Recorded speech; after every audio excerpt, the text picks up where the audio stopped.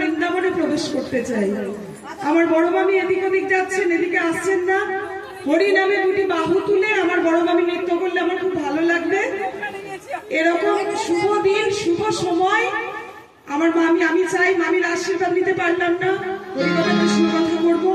আমার মামি আমাকে যেন আশীর্বাদ করেন, পদ ধুলি দিন মামি।